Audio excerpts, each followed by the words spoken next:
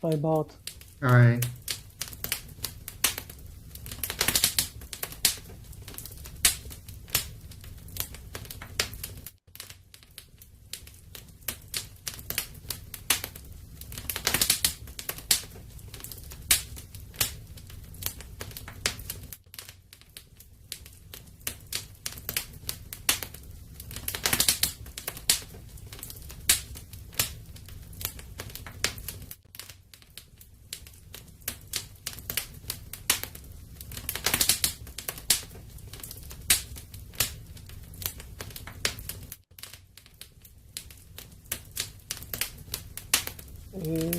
Yes. Good evening. Yes.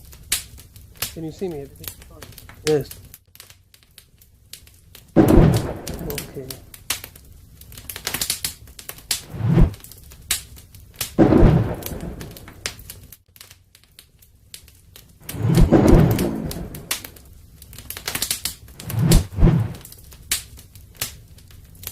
Hey, good day, everybody. Welcome back to our Genesis class, live from Jerusalem with Rabbi Chaim Goldberg. We're just waiting for more people to join us in the Zoom room. Already have my friend Bart there, and, of course, Rabbi Goldberg. So let's just jump right in and say hello to the Rabbi. Shalom, Rabbi Goldberg. You're live on social media channels. I'm going to turn the class over to you, sir, and it's so good to be with you again. Hi, good evening. Good evening from Jerusalem. Hope everything is fine with everybody there. We just started. Just opened. The truth is that it's a very bitter night tonight here in Israel. Unfortunately, it's a day with a lot of loss of soldiers, and it's not an easy night tonight. And there's something specific that is very important for me to address. I don't know if it will be the full time, maybe it will be only part of time this time, but we will start in a moment. We will start. Goldberg, Nathan, good to hear that you're here with us. Hello. Yes, hello. So I want to start with something that a bit different. I want to show something from Nick Haley. You know Nick Haley? You've heard about this lady? She's one of the big diplomatic people in the United States. Nikki Haley, yes. Nikki Haley, yes, Nikki Haley. So I want to share something, okay? It's 2.5 minutes. We can listen to this in English, and then we will continue on, okay? Just a moment. Let's see. I shared this morning somewhere, but now we need to... Where should the Palestinians go? Well, they should be going through the Rafah Gate in Egypt. Just a moment, we'll start from the beginning. Where should the Palestinians go? Can you hear me? Well, they should be going through the Rafah Gate in Egypt take them. But I've always said that, what you should have is they should go to pro-Hamas countries. Qatar, Iran, if you send them there, Turkey, those are pro-Hamas countries. That's where they should go. But they're on the run for their lives, taking whatever they can, their kids in tow. They're not able to get into Egypt. How are you supposed to even make it to Qatar at this point? Isn't that telling that Egypt won't take them? Why won't Egypt take them? Because they don't trust which ones are terrorists and which ones aren't. It's a sad state of affairs, but the reality of that evil is very clear in Arab countries too. Arab countries have very much always been cautious and know the threats that Iran can place. They don't want those terrorist proxies coming after them. Saudi Arabia felt the Houthis in that fight for Yemen. Egypt knows exactly what they can do. But instead of the world hitting on Israel, who was brought to her knees in the worst invasion since the Holocaust, why isn't everybody talking to Egypt? Why aren't they talking to Turkey? Why aren't they talking to Qatar? Why aren't they talking to Iran? Why aren't they doing something to help the Palestinians? If that's the case, why is it you come back to Israel and the U.S.? It's always the case. Everybody loves to help Israel when she's hit. But all of a sudden, they're quick to beat up on Israel when she hits back. If that had happened to America, do you not think we would have hit back? But where are the friends of those pro-Hamas people? Where are the friends of Gaza? They should be the ones doing what they need to save them. It shouldn't be on Israel, who watched their people get butchered on October 7th. I think this is enough. This is more than enough to listen to those words. Can you hear me, Dan? I think this is more than enough to hear those words. Very exact, very exact words about the situation. The situation is that we have an enemy that believe that they're supposed to wipe the Jewish people from this world, just like we had 80 years ago. And it's amazing to see how Germany is doing repentance from those days in our days today. And on the other side, we have a bunch of Arabs who really believe that we are supposed to be wiped off from this planet. And it starts with the Gaza people, but it's not only them. We have also in the north, and we have in Iran, and we have in other places. And part of those countries, especially Qatar, they have a lot of resources that is coming from the ground. You know, the oil that they have, it's a lot of money, and they're investing those money in the universities of the United States and of Canada. In all the demonstration that you see there in the Canada region and also in the United States, it's because of the money that Qatar is giving. And those who are saying, you know, move the occupation from the river to the sea, this is what they're saying. They're saying from the river, the Jordan River, to the sea, to the Mediterranean Sea. And we want to wipe off all the Jewish from there and also from the rest of the world. And we won't let it happen.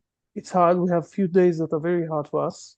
Okay, today we had an enormous amount of soldiers who died, much more than the usual dozen of soldiers, and the few bodies that we found also that were killed, slaughtered in the 7th of October. It's a very hard night here in Israel. I think even today, earlier I met Bart. Bart didn't saw me in this mood earlier today. It is a very hard one. But because of that, and because we are learning about Rabbi Akiva, and I knew why I'm saving the best story to the end. So we're going to learn now a very important story of Rabbi Akiva, and then we can understand, I will say, the Mishnah or the state of Rabbi Akiva, okay, that he's giving with this Mishnah about what is the possibilities that the human being can bring to this world. So let's learn a very important story of Rabbi Akiva. I'm sharing the screen, and we're going to read from the Talmud, from the Babylon Talmud. We have one of the, maybe I will start from, let me start from the Bible something, okay? One of the commandments that we have in the Jewish, you can hear me fine, yes? Everything is fine. Everybody is silent, so you're a bit, one of the commandments that we have is let me find it exactly, okay?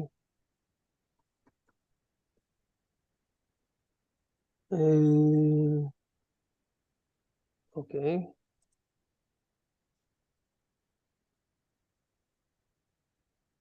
Okay, we have, please read the first 3 verses here in chapter 20, in chapter Deuteronomy 25, yes. Deuteronomy 25, exactly. Please, 3 chapters here, please. Okay. 3 verses. If there is a quarrel between men, and they approach the tribunal, and the judges judge them, and they acquit the innocent one and condemn the guilty one, and it shall be, if the guilty one has incurred the penalty of lashes, that the judge shall make him lean over and flog him in front of him, commensurate with his crime.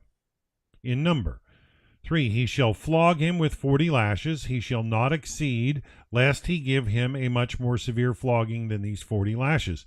And your brother will be degraded before your eyes. Okay, so there is here some sort of a penalty of what exactly is the penalty? I'm sorry, for what exactly you're getting this punishment. It's not really clear here. Okay, so with this we have for this we have the oral Bible, or the oral Torah that we explain everything in the oral Torah. But there is some sort of a penalty of getting punishment, physical punishment, standing, in front of the crowd, and someone from the judgment is hitting you with with a, how do you call it, with something, hitting you very hard with the whip. Yeah. So we have in the Babylon Talmud, we have a full part that is explaining exactly what, how, everything. And the end of this thing. Now, think about this for a moment in one step above, okay? There is also in the Bible, in the Torah way, there is also the punishment. And we need to understand what the punishment really in the eyes of God. God is not sitting, and I said it more than once, God is not sitting somewhere, in heaven and deciding for himself, I want to punish this one. Okay, tomorrow, I want to punish this one. It's not working like that. It's working differently. It's working in a way that when someone is doing bad things, so he's bringing on himself the consequences, and the consequences is some sort of punishment. So I will give an example. If someone, for example, is standing in the second floor and want to jump to the ground, he is a teenager, and his father is coming there and saying to him, don't jump, you will get wounded, don't jump. And he's jumping from the second floor, okay? And he's breaking his leg. So his father will tell him, I told you if you will jump, the consequences is that you will break your leg. This is what happened. You did it to yourself. And on the same reasonable and same understanding, okay, all the punishment that God is giving is the same principle, I will say it like that. Also here, okay, with this situation of the judgment that it's going to the trial and in the tribunal, and everything is, being measured.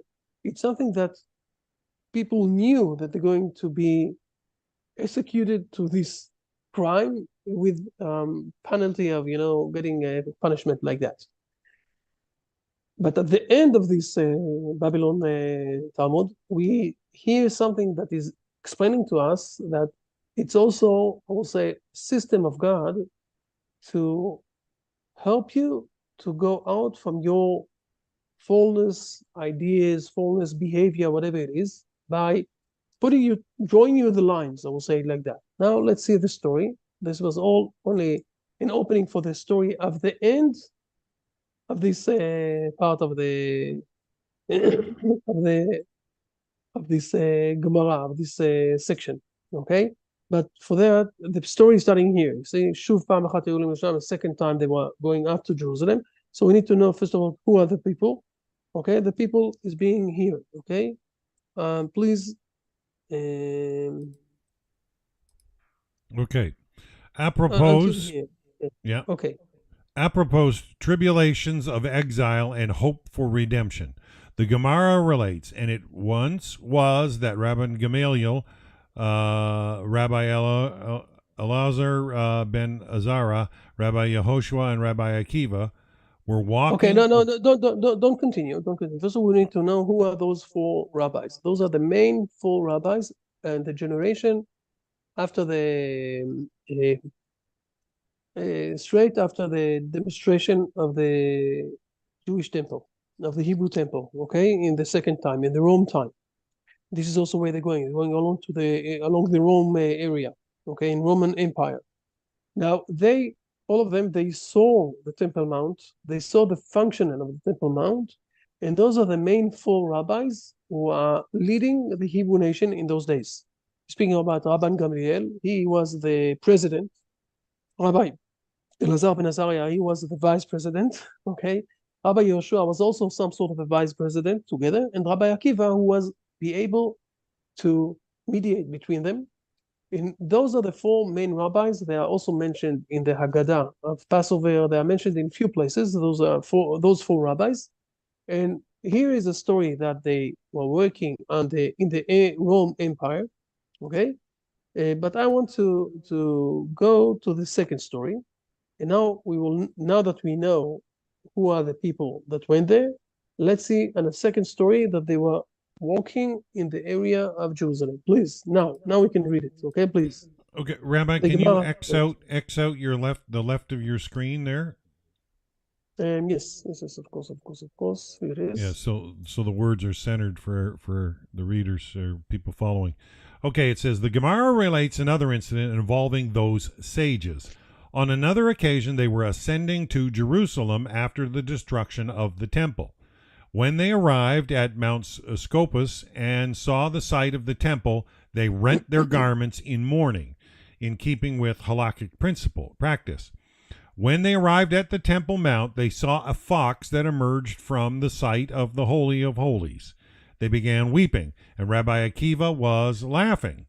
They said to him, "For what reason are you laughing?" And Rabbi Akiva said to them, "For what reason are you weeping?" They said to him, "This is the place concerning which it is written, and the non-priest who approaches shall die," from Numbers 1:51. And now foxes walk in it, and shall we not weep? So it's an amazing story. They saw that once a year, they saw it. They experienced this situation that nobody is able to go to the holiest of the holiest. Okay, the most important place there in the Temple Mount, and they saw it. They experienced it as a kids and also as an adults, and they knew that this is the most holiest place. And now they're walking there. Not only when they saw Jerusalem, one of the halachic, I will say, principal practices that we have is to turn or to take apart what we're wearing, okay, and to mourn about this situation that we don't have the Temple Mount, and they did it. But now they see a fox, an animal. An ugly animal. Maybe it's nice. I don't know. We have foxes here, okay, in my area, in my region. We see this every night. But they saw a fox going out from the holiest of the holiest. This is what they saw. So the most, I will say, first reaction that they had is to cry. To cry. They remembered what was this place. They saw it in their eyes, and now they see that opposed to what is written down in the Torah, okay, that if someone will go inside to this place, he will die. They saw that it's animals are going there. Now I must mention also that it was even more I will say stricted. Okay, if someone was the holiest priest, but he bought it with money. In the last days of the Temple Mount, it was also a bit corrupted there. And those who wanted to be the holiest priest, also some of them were not appropriate for being the holiest priest. So they brought it with money. And if someone was buying this with money, he also died in the holiest holy, in the holiest place. When he went there, once a year in the Yom Kippurim, the most holiest day that we have, the holiest priest is allowed to go to this holy of the holy. And if he was there, he was nominated because he brought this nomination with money. So when he went inside to this holiest place, he died there. And this is what they saw in their life. And suddenly they see that it's only a fox. Nothing is going there.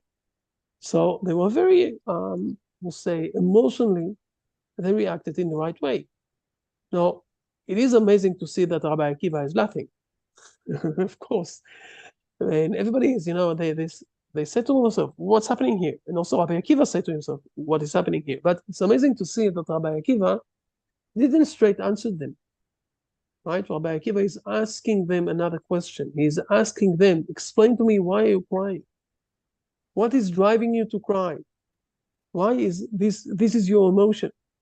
And they're answering very simple, they're quoting from the Bible, saying, look, it's the holiest place, and look what's happening here now, and in front of our eyes, the only thing that we have is only to cry. This cry that they have, it's a true cry on one side. On the other side, is this cry giving us any hope? The truth is no. We must admit, okay, the cry is just describing the situation of now. Now it's a so sad situation, so we crying. But Rabbi Akiva is laughing, and he needs to explain now. Now it's a turn of Rabbi Akiva to explain. So let's see what Rabbi Akiva is explaining. Okay? Please. Rabbi Akiva said, he started to answer. Rabbi Akiva said to them, "That is why I'm laughing. As it is written, when God revealed the future to the prophet Isaiah, and I will take to me faithful witnesses to attest, Uriah the priest and Zechariah the son of Jeberechiah, Isaiah 8:2. Now, what is the connection between Uriah and Zechariah? He clarifies the difficulty. Uriah prophesied during the first temple period, and Zechariah prophesied during the second temple period, as he was among those who returned to Zion from Babylon. Rather, the verse established that fulfillment of the prophecy of Zechariah is dependent on fulfillment of the prophecy of Uriah." First of all, we need to understand what's happening here. He's quoting a verse from Isaiah. In Isaiah, we have one of the things that we have in the verses that we said before, okay, that we brought from Deuteronomy 25, is that we have to establish, okay, something in the court. You need to have two people to witness the event. Now, each one of them is being investigated by himself, and we are comparing, okay, what this one said and what the other one said. All sorts of ideas and principles that we need to investigate. And only if both of them are being, we're finding that both of them are saying the same story and the same facts. This is where we're saying, okay, those are two witnesses, so it's a good witness. Now we can do something with this witness, okay? We can punish, we can give the punishment, this punishment or this punishment, or we can decide what to do. And Isaiah is saying that God is going to take two witnesses, okay? One of them is Uriah, Chiti, and the other one is Zechariah, okay? And those two, Uriah and Zechariah, those are going to be the witnesses of God. Now, Rabbi Akiva is asking, they were living in more than 200 years difference between one from each other. So, okay, God, he is above time. He can take those two. But we need to understand why God is taking those two. He could have taken two that are living in the same time. Why is he taking two that are separated few hundred years one from each other? And this is where Rabbi Akiva, with his, I will say, genius, he's a genius, okay, Rabbi Akiva, not only with the ideas that he has, but also with the uplifting behavior that he's injecting us, okay, I will say it like that. He's explaining that, and we will see this in a moment, that they are connected one with each other. Both of them, both prophecies are supposed to happen. And if one of them is happening, the other one will happen also. And if one won't happen, so the other one also won't happen. So let's see exactly how Rabbi Akiva is organizing it. Okay, please. So let's continue on. Okay, in the prophecy of Uriah it is written, "Therefore, for your sake, Zion shall be plowed as a field, and Jerusalem shall become rubble, and the Temple Mount as the high places of a forest," from Micah 3:12, where foxes are found. There is a rabbinic tradition that this was prophesied by Uriah. In the prophecy of Zechariah it is written, "There shall yet be elderly men and elderly women sitting in the streets of Jerusalem," from Zechariah 8:4, until the prophecy of Uriah with regard to the destruction of the city was fulfilled. I was afraid that the prophecy of Zechariah would not be fulfilled, as the two prophecies are linked. Now that the prophecy of Uriah was fulfilled, it is evident that the prophecy of Zechariah remains valid. The Gemara adds, "The sages said to him," employing this formulation, can you roll it up a little, Rabbi? "Akiva, you have comforted us. Akiva, you have comforted us." And now this is the end of this part of the Babylon Talmud. But let's see again. Let's understand again exactly what Rabbi Akiva is doing here. He's saying that those two prophets are linked one with each other, and only after we came to the bottom level, I will say like the bottom level of wiping up the Temple Mount to the stage where it's becoming a field of the forest where foxes are going. Only if this part is happening, also the second part, that the elders and the children will be in Jerusalem and Jerusalem will be built again, also will happen. And until this part won't happen, the other part won't happen, or the other prophecy won't happen. And Rabbi Akiva is saying, now that I saw that this prophecy happened, I'm so pleased because also the other one will happen. Now, we need to understand what Rabbi Akiva did here. He did two things, or he did a few things, I will say it like that. Okay, well, let's start to go inside. First of all, he gave a lot of optimism to this story. On one side, you see the fox going out from the holiest of the holiest place, but still, he's not crying, he's laughing. But we need to be careful, because Rabbi Akiva, and we saw this also at the beginning of the story, he didn't straight ahead give them his explanation. First of all, he asked them, why are you crying? And it's very important to notice that at this moment, they are right. They are supposed to cry. Also, Rabbi Akiva was supposed to cry. The reason why he didn't cry, because he wanted to teach them that there's also another side of the coin, that it's also with a big optimism from this story. If they were not crying, he was crying. But he saw that they are crying, and he said to himself, okay, fine, but we need to remember that there's also the other side. Let's flip the coin to the other side. And if this prophecy came alive, the other one will come alive. But the most important thing that Rabbi Akiva did, it's not only an optimism that he gave to this to the situation. He looked on the situation in a full glance. He didn't look on the situation only on a situation or only on a specific situation. It's very easy, and it's very, I will say, tempting to look on things only through my eyes and through now and what I'm feeling. That's it. But the world and the story and the history have some sort, I will say, of a direction, a flow, a direction. Now, it's not like I forgot his name. He is a French philosopher. Oh, I forgot his name. That he's saying that, like, you know, you. No. I will remember. Okay, that like you're taking an arrow, you know, and you throwing it, and that's it. It's flowing by itself. No, it's differently. When God is telling us in the beginning of the Bible, okay, we'll share the screen for a moment and we'll see this. Okay, when God is telling us in the Palestinians go.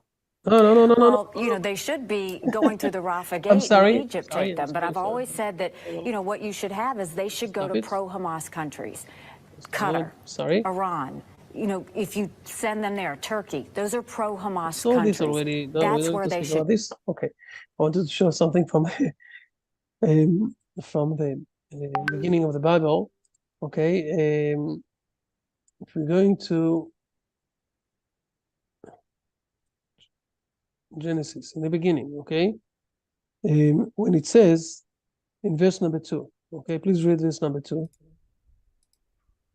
Now the earth was astonishingly empty, and darkness was on the face of the deep, and the Spirit of God was hovering over the face of the water.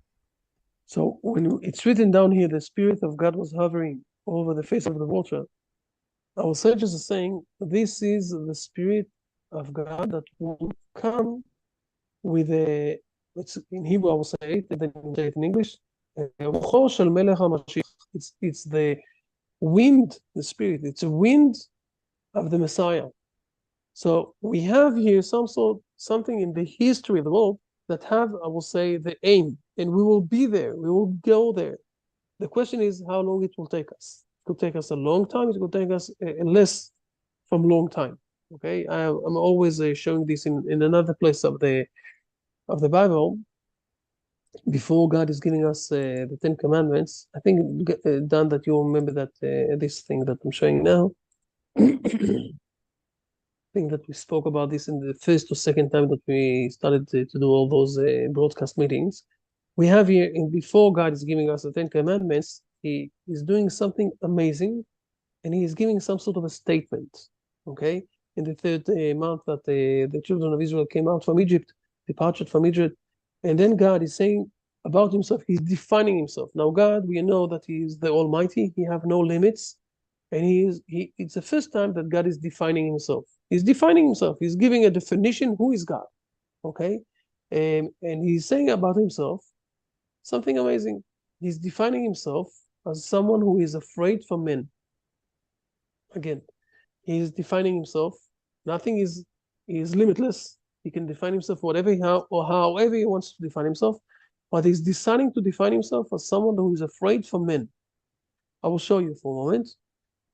Please read verse number 4. Number 4, you have seen what I did to the Egyptians and how I bore you on eagle's wings, and I brought you to me. So he's defining himself as eagle wings, right? This eagle that also the United States will take as an eagle, as one of the symbols of them.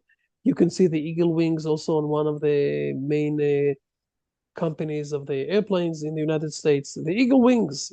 But let's understand exactly what he's saying about it. So we'll see for a moment. Here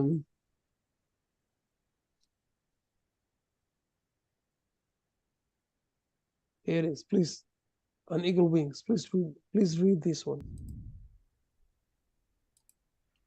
On eagle's wings, like an eagle which carries its young on its wings.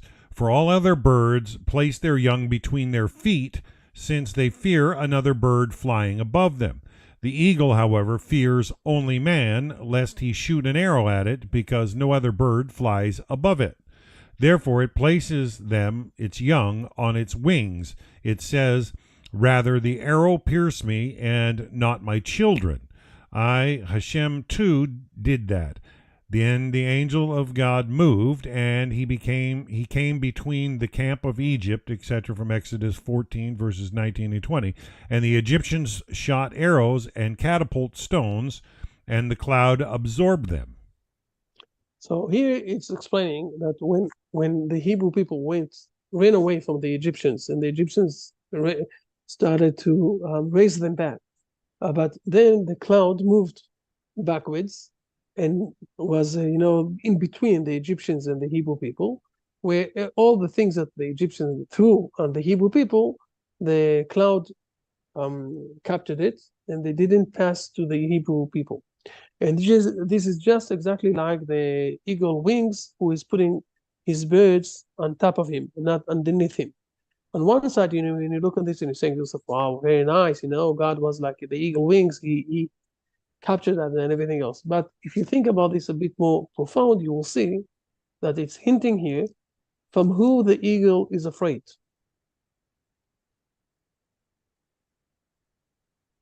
From who the eagle afraid? He's afraid for men. So God is defining himself of someone who is afraid for men. People don't think about this, in the first time that they're reading it. But this is the truth. What God is saying here, he's saying here, I gave you freedom of choice. Now, you can use it for bad, you can use it for good.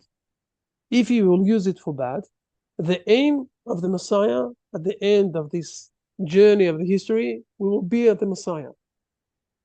How long it's going to be? It depends on you as a human being. It could be 2,000 years, it could be 6,000 years, depends on you. The only one that is going, I'm afraid of, I'm not afraid, God is not afraid.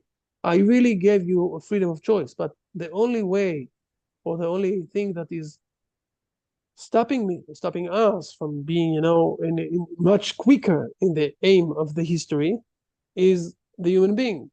And this is what Rabbi Akiva basically is teaching us. He's teaching us in this story. He's saying, look, there is, the history have its way. The flow of history is very clear. It's going to be at the end, in the Messiah days, there will be the man that will be, I will say the king, the Messiah that came from the house of David. And he will bring to the world all this peace that we have in this world. And when you look on things in much broader way, then it is very much easier for you not to go to depression and to think about things only in the negative way. And this is what Rabbi Akiva taught us. This is how he is looking at things. Now, I will jump for a moment to the Holocaust, okay? Part of my family, unfortunately, a large part of my family, of my, family of my grandparents and family of my, from both sides, were killed in the Holocaust. Now, I'm saying again, it's not an easy situation, and those were 5 years, very hard years for a Jewish person to be in this world. On the other side, they never lost hope. They didn't thought about themselves. Okay, they didn't thought about themselves. I'm not saying of course there were people, 6 million people. Some of them thought about themselves. Some of them suffered very much. Some of them, a lot of things happened there. 6 million people, 5 years. It's not something that you're doing in 2 days. But we know, and we have a lot of evidence, and part of the people stood in front of those animals, of the Nazis of those days, and they said to them, you maybe can kill me, but at the end, with all of the respect, you won't be able to kill the Hebrew people from this world. And if we manage to move from this Holocaust, of course, also this situation that we have today, that it's a difficult situation, and as started from the beginning, it's a very hard day today here in Israel. But we're not going to lose it, we're going to win it. Also, when you go, for example, in Hanukkah, one of the examples, we just finished Hanukkah. Okay, I don't know how much you know that. I showed it to you that about the next year they decided to do a holiday. Okay, not in the first year. The first year was a battle. It was with a lot of people who died and a lot of battles. Some of them we won, some of them we lost. At the end, after a year, we said, okay, we won it. We won this battle. So, the Holocaust or the Second World War was 5 years, almost 5 years, or 2.5 years, but this was a hardcore. But when you look on things in much more broader, we'll say, perspective, so things are getting, the tapestry of the picture, it is so broader, it's broader enough, so you're starting to realize where you're sitting in this chain of history, and what is your position and what are you giving. Today, we are in a much easier, I will say, situation than my grandparents in the Holocaust time. Because in the Holocaust time, we didn't have a country. Now, today, we know that half of the prophecies already got fulfilled, even the prophecy of Jerusalem. Do you know how many synagogues we have in Jerusalem? So to realize what I'm going to say now, the Ramban, okay, not the Maimonides, the Rabbi Moshe ben Nachman, okay, 600 years ago, 800 years ago, sorry, 600 years ago, sorry, he came to Jerusalem to visit, and he didn't find 10 Jews in Jerusalem. For building up a synagogue to pray together, the Jews need to have 10 grown-up Jews that more than 13 years. He didn't find. He found only 8. Okay, that's it. Today we have more than 1,200 synagogues in Jerusalem. Okay, a synagogue, a normal synagogue, 50, 60, 80, 100 people, 150 people. There are synagogues with 400 and 500 people, speaking grown old elders, families. And we have a few, I know about 6 or 7 places where more than 100 people, elder people, those who retired, going and learning there every morning for 5, 6, 7, 8 hours. You have enormous, you see, and I'm not speaking about the schools that you have there, or the amount of the schools. We saw the prophecies. We saw them alive. For sure, the rest of the prophecies will come alive.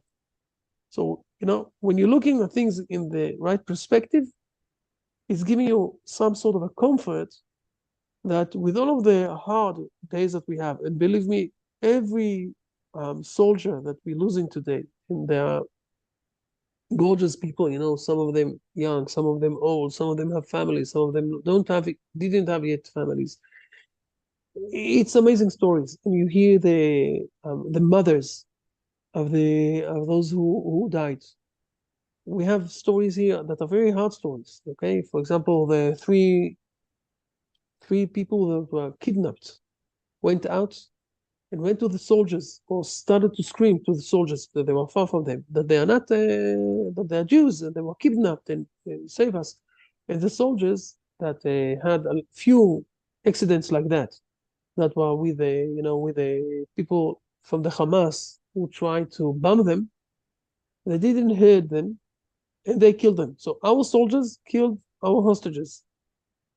And the mother of one of those hostages called those soldiers that killed her son, and she said to them, "You did the right thing, and don't be, you know, don't get,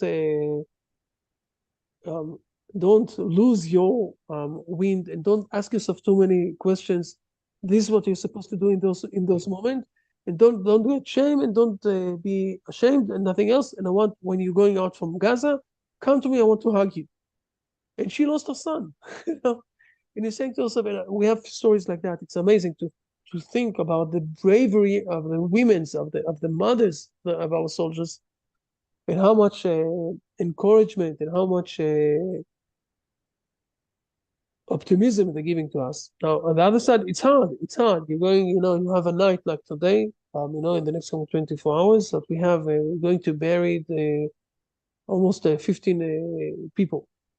It's amazing. Each one of them have family, have a larger family, whatever it is.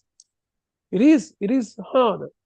But again, when you understand the perspective of history, and you understand that we are now in, I will say, in the independence war of who exactly we're going to define ourselves, that we are not just another modern country like everybody else, but we are the country who is going to give to the world the prophecy, the connection with God.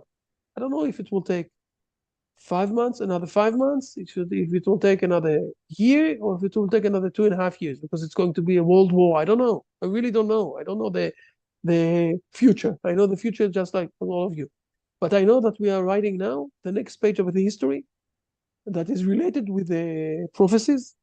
And if God brought us here, okay, to fulfill the beginning of the prophecies, he will continue on. And we will manage, and we will win. So it's very hard in a personal way, in a personal day, something like that. On the other side, this is how it's working. And this is where Rabbi Akiva will say to us in the Mishnah that every man in this world, he is in the image of God, regardless if he's a Jewish person or a non-Jewish person, if he's black, if he's white, if he's male, if he's a female, whatever it is. And you have something to give to this world. And then he will say that the Hebrew people that are I will say the elders of the kids, okay, who have responsibility of teaching the rest of the world this knowledge of God, are very, because they know that, or when they know that, when they acknowledge that this is their responsibility, this is where God is giving them more presency. And then we will continue on and we will explain what is the Torah. And all this Rabbi Akiva is saying to us, when he knew to cry on one side with his friends, on the other side to look and to say, look on the perspective of history. Now we're feeling a very hard situation, but with all of the respect, we have the aim of history, and we will manage to fulfill it with the people that are doing bad things to the world, with the people that are doing the best things to the world, like all of the Noahide. This is more or less about Rabbi Akiva, and it is related also to things in Genesis. This is more or less what I have to say for tonight. Rabbi Shmuel, you want to add something, please? And I think you did a very good job. I just maybe I would don't think you need too much of my additions, but with pleasure I will mention that I very much so. I'm going to do that in a second. Just trying to get it on. 1 second. I'm just getting, should be getting in now. 1 second.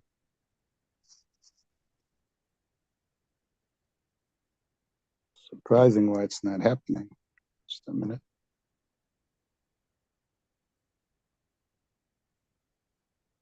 Trying to get it to focus. Okay, now it should work. Yeah, okay. Imagine you see me now. Is that correct? Perfect. Okay. One of the interesting things I want to mention, actually, I don't know if it's so much related to Rabbi Akiva, but a little bit towards the end of Genesis. Actually, this coming week, we complete the reading of the book of Genesis in the synagogues. And one of the interesting dimensions is that Jacob wants all of his children, but all of them, to participate in burying him in the cave where his father and mother and grandfather and grandmother were buried. And he makes a very clear issue that he must not be buried in Egypt. He must be brought to Canaan.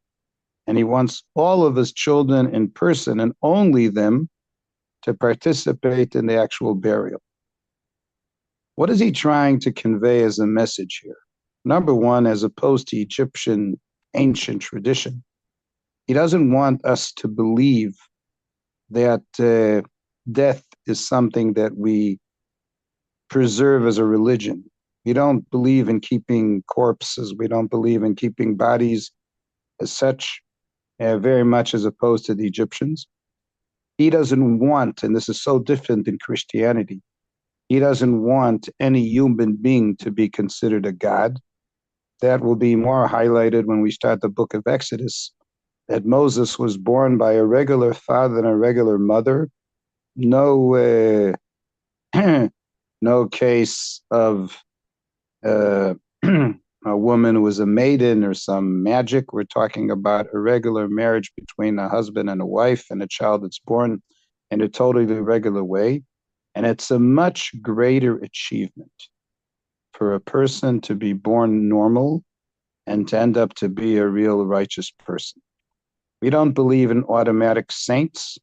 We don't believe in giving holiness to a body. We do believe in the mission that a person has in his world. And Jacob is telling us that the most important thing in the binding of our nation is to, first of all, unite ourselves as a family. And that everybody in person, with their own specific quality and qualification, should do anything that their message should be brought across. Each one has to, his feature. He addresses each one of his children before he dies. He tells what he believes each one's speciality is, what type of contribution the person will have for his family and for the community at large. And there is nobody out there who can't be a source of being beneficial to our society if they at least will take care of what they're good in and do it the best. I want to say something else also. I know the people in Rabbi Goldberg's lecture, because he's such a great person. The people who join his lecture are also very wonderful people. But there are people out there who may not be as perfect as you are. I'm talking plural. But the God does not judge people because of their weaknesses. God primarily judges people on things that they are strong and good at. Do they do the most they can in relation to it? I'll give you one biblical example, which is not in the 5 books of Moses, but in the book of Kings. One of the kings who was not overly righteous in issues related to paganism was the king Achav of Israel. And in Kings 1, chapter 15, it mentions that his relationship to paganism was even worse than the first Samaritan king, who already was seducing people to the direction of idolatry. Yet, when the time came to judge Achav for his inadequacies, he was not penalized for paganism. He was penalized for taking advantage of an innocent person's vineyard and taking it into his own possession. He was known to be a very good person in man-to-man relationships. In his time, there was unity. In his time, they weren't speaking slander towards each other. And therefore, a person of that type of quality in man-to-man relationships was penalized. How could you dare take advantage of somebody else's wealth in your favor and doing something not injustice? That's where he was penalized. The paganism he did was terrible, but that wasn't the point that he was taken for. We have to be in the things that we are good at. We have to excel and to make a point to do those in perfection. We also don't have to do what other people have to do. If each person will do in his facility the best in the things that he or she are good at, it'll be for the better of all of us. When people start to do 2 or 3 things, and some of them belong to somebody else's perfection, we lose out on both levels. First of all, when you do too many things, none of them you do properly. And on the other hand, you're taking away the ability of some who can excel in something, and you are taking away from their option. And I think that's an important dimension. Recently, we had the Hanukkah festival, and the Hasmonean people, besides being priests, they were also political leaders. As political leaders, they weren't overly successful. They were very good as a revolution in the religious dimension. And Jacob made it clear that the people are meant to dominate the political leadership of Jews belong to the Judean people and not to the Levites. Each group has its own facility. And there's nothing wrong with people being involved in construction and people making parks and people, farmers. Everybody's got something that they can help us. And we just have to try to make the best out of each one's strength and to use that for the well-being of our society. King David was clever enough to have very good contacts with the priests, but not to intervene in their activity, but only to give them their proper facility, what they should be doing. And therefore, Jacob wants all of his 12 sons, but all of them, to participate personally in the funeral and to make sure that they bury him in the same place where his grandparents and parents were, to continue the tradition. And what I would like to wish you and bless you all is that you'll cherish your families and make the family a source of joy for you and a purpose for your children. And if you already have grandchildren, to continue in that direction and to be always have the option to be proud of them, knowing that the chances are that each one of them will be different. And you know what? If they were all the same, it sometimes gets boring. But if each one of them has their own strengths and you highlight those strengths and help them in their own direction and don't expect them to be a copy of yourselves, the chances are you'll be very appreciative of what they achieve. When Jacob met Joseph's 2 children that grew up in Egypt, and he hadn't seen them for over 20 years from the time they were started to grow up, in the beginning, he was a little scared who he's going to meet. Are these people that relate to his thinking? And when he saw who they were, although they were dressed differently and although they were exposed to Egyptian culture, they still were people that you can be proud of. And that's one of the nice things. I mean, I believe that one of the things about our people is that we live all over the world. We have very many things that we do in common, but each one of us, depending on our background, has a slightly different highlight, a different culture. And still, the beauty is that even where we live all over, we pick up things from every single country, from every single way of thinking, and all of this can be part and parcel of our religion. I think that was the biggest message that Joseph had. Joseph said, wherever we shall live, we should be able to integrate where we are, but still remain special and unique in the things that we believe in. And that's true to a certain extent by everybody. We are part of a society in the country where we live. We should be loyal to the state that we live in, and at the same time to develop our own civilization. That's my message for this evening. Well, thank you so much, Rabbi Shmuel. Always a good word. Yeah, it's just so true. We all have so much to add to this world in a positive way if people will only use their strengths for righteous living. It can make a big difference for sure. And I think the message of Rabbi Akiva for sure clarified that he recognized that one prophecy had to be fulfilled in order for another one to come into play. And when they beheld that sight, it inspired him in the sovereignty of Hashem over time. And it's just a joy to know that Hashem rules overall, and we can take comfort in that. Yeah, but we all have our individual strengths and weaknesses, and if you just be bold enough to apply your strengths and develop on areas that are lacking, you'll find fulfillment in life in the sense of wholeness. And you know, if you ask yourself, what is prosperity? Prosperity is doing what you're designed for sure. And yeah, we all are unique, and I think we can decipher Hashem's loving kindness in our own uniqueness. But you got to put it into practice for sure. Does anybody in the group have anything they want to ask of the rabbis? I see we got Angelica with us again, and Bart, and I noticed that Ariel is there as well. And we got Kieran and Lisette. Always good to have Lisette. Anybody have any comments or questions they want to ask the rabbis? I'm just saying one thing for me.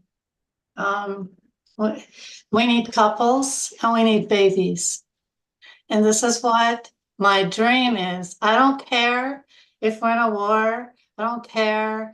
And I have a feeling there will be a world war. I don't know, but we need babies in every country. So when this is happening, it's yes. It's called a new generation coming up. The generation, I think I mentioned it last time, the generations that are being taught garbage in the schools, in our schools here anyways in Canada, it's beyond me. So we need new life. And it only comes through having babies. So couples, yeah, I'm on a site. It's a Noahide site for dating. And yeah. Yeah, and Angelica's taking on the role of Ayenta, so no, but she's right. Yeah. You know the right. It definitely helps population, and raising up children in the way that they should go is key. And we encourage, like Ariel's with us, and she's got a little one just born a couple years ago, and we know that wonderful seeking parents will always desire to pass on genuine righteousness to their children for sure. So I think Angelica's points got merit for sure. Also, if people are in need of a haven, they can come to our place. Like, it's a given. Like, it doesn't matter. Just that you know, if you're here.